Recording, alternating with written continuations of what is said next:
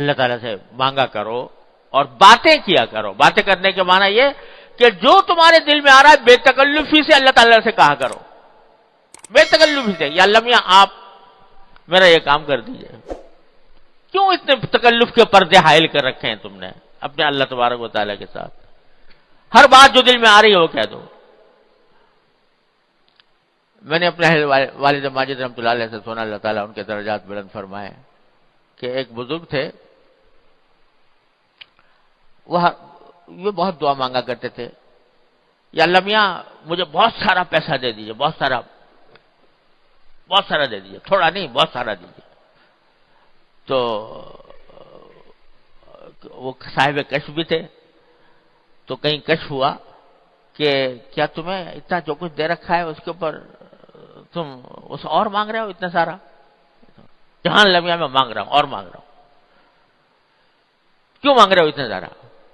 کہ جی یہ شیطان مجھے ہر وقت تنگ کرتا رہتا ہے, تو میں اس لیے مانگ رہا ہوں کہ آپ مجھے ایک مرتبہ بہت سارا دے دیجئے. اب آئندہ اگر یہ مجھے آ کے پریشان کرے گا, یہ رکھا ہے دیکھ, یہ رکھا ہوا ہے تو اللہ میں نے دے رکھا ہے, تو اس لیے مانگ رہا ہوں کہ شیطان اگر آ کے مجھے پریشان کرے گا اور کہے گا تو کھائے گا کہاں سے, تیری اولاد کیا کرے گی, تو بچے کیا کریں گے, اس فکر میں مجھے مبتلا کرے گا. جتنی دیر میں اس کے اس فکر میں مبتلا ہوں گا جتنی دیر 1000 مرتبہ ذکر کروں گا آپ کا. تو اس واسطے میں اس لیے مانگ رہا ہوں کہ مجھے جب اگر ایک مرتبہ آپ نے دے دیا تو جب کبھی آ کے وہ کہے گا کہ کہاں سے کھائے گا, وہ یہ رکھا ہے دیکھ لمبیاں کا دیا ہوا, اس سے کھاؤں گا, میرے بچے اس سے کھائیں گے. تو فرمایا کہ اس طرح اللہ تبارک و تعالی سے بے تکلفی سے مانگا کرو, اور جتنا بے تکلفی سے مانگو گے, بدتمیزی سے نہیں بھائی, ہاں بدتمیزی سے نہیں, بے تکلفی سے, کہ اللہ تبارک و تعالیٰ میرے خالق ہیں, میرے مالک ہیں, میرے رازق ہیں, میرے مولا ہیں, میرے سب کچھ ہیں, کیوں نہ مانگوں ان سے؟ جو میری حاجات ہیں میں ان سے کیوں نہ مانگوں؟ تو بے تکلفی سے مانگو, بدتمیزی نہ ہو, تو یہ کیا ہوگا, اللہ تعالیٰ کو بھی یہ ادائیں پسند آ جاتی ہیں, بے تکلفی کی ادائیں ہیں, اور اس کے نتیجے میں اللہ تبارک و تعالیٰ کے ساتھ تعلق اور مضبوط ہوتا ہے, مضبوط ہوتا ہے اللہ تبارک و تعالیٰ کے ساتھ تعلق. کہ جب یہ کہتا ہے اللہ تعالیٰ اللہ تعالیٰ دیکھتے ہیں میرا بندہ مجھ سے اس طرح مچل مچل کے مانگ رہا ہے, ایسے مچل مچل کر مانگ رہا ہے جیسے چھوٹا سا نادان بچہ اپنے باپ سے ماں سے مچل کر مانگتا ہے, اس طرح مجھ سے مانگتا ہے. تو پھر اللہ تبارک و تعالیٰ تو ماں باپ سے کہیں زیادہ شفیق, کہیں زیادہ مہربان, لہذا وہ اس کی اس اداؤں کو بھی پسند فرماتے ہیں, اور اس اداؤں کے اوپر بھی نوازش, مزید نوازش ہوتی ہے.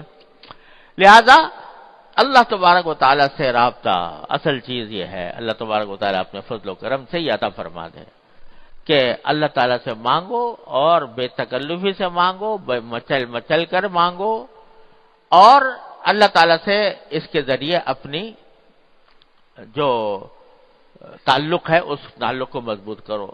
ہمارے حضرت والا قدس اللہ تعالیٰ سے فرمایا کرتے تھے, پہلے بھی عرض کیا کہ سارے قرآن کا خلاصہ وہ فرماتے ہیں سورہ فاتحہ, اور سورہ فاتحہ کا خلاصہ ایاک نعبد و ایاک نستعین. اے اللہ ہم آپ ہی کی عبادت کرتے ہیں, آپ ہی سے مانگتے ہیں. پہلے ہی دن کہلوا لیا یہ قرآن کریم میں پہلے ہی سورت میں یہ بات کہلوا لی بندے سے, اور صرف نے کہلوا نہیں لی, کہا 5 مرتبہ کہا, 5 مرتبہ نہیں, کتنی مرتبہ ہو گئی, ہر رکعت میں ہوتی ہے, کوئی رکعت اس سے خالی نہیں. تو کتنی رکعتیں روزانہ ہوتی ہیں, اتنی مرتبہ کہلوا رہے ہیں اللہ میاں. کیوں کہلوا رہے ہیں, کیوں کہلوا رہے ہیں یہ ایاک نعبد و ایاک نستعین؟ ارے اس لیے کہلوا رہے ہیں تاکہ اس پر عمل کرو, مانگو اس سے, ہر چیز مانگو اللہ تبارک و تعالیٰ سے. ہمارے حضرت والا اللہ تعالیٰ کے درجات میں فرمایا کرتے تھے کہ دیکھو سارا قرآن بھرا ہوا ان اللہ علی کل شیء قدیر, ان اللہ علی کل شیء قدیر, ان اللہ علی کل شیء قدیر. اللہ تعالیٰ ہر چیز پر قادر ہے. یہ جملہ بار بار دہرایا گیا ہے قرآن کریم میں. کیوں؟ محض اللہ تعالیٰ اپنی تعریف بیان کرنے کے لیے، اللہ تعالیٰ کو کسی کی تعریف کی حاجت نہیں. یہ اسے بیان کیا گیا ہے تاکہ تم اس کی قدرت کا واسطہ دے کر مانگو اس سے. اے اللہ آپ ہر چیز پر قادر ہے، اے اللہ آپ رحیم ہیں، آپ کریم ہیں، آپ رحمان ہیں، آپ ہمارے پیدا کرنے والے ہیں، آپ ہمارے رازق ہیں، آپ ہمارے خالق ہیں. تو اللہ اور ہر چیز پر قادر ہے، تو میں آپ سے مانگ رہا ہوں، مجھے دیجیے. تو اس طرح اللہ تبارک و تعالیٰ سے جب بندہ مانگتا ہے تو اللہ تبارک و تعالیٰ ایسے بندے کو محروم نہیں فرماتے. تو جب بھی ایسی صورتحال پیدا ہو، یہ میں اس لیے عرض کر رہا ہوں کہ یہ تو ایک بات ہو گئی. حضرت والا نے فرمایا کہ دیکھو اب یہ کتاب آنے والی ہے تو میں نے اللہ میاں سے یہ عرض معروض کر لی. تو پتہ نہیں ہماری زندگی میں کتنے واقعات ایسے پیش آ رہے ہوتے ہیں کہ اس میں ہر لمحے پر اللہ تعالیٰ کی توفیق کی ضرورت ہوتی ہے، اس کی پناہ کی ضرورت ہوتی ہے. تو ایسے موقع پر اپنا رخ اللہ تعالیٰ کی طرف کر کے اس سے مانگنے کی عادت ڈالو.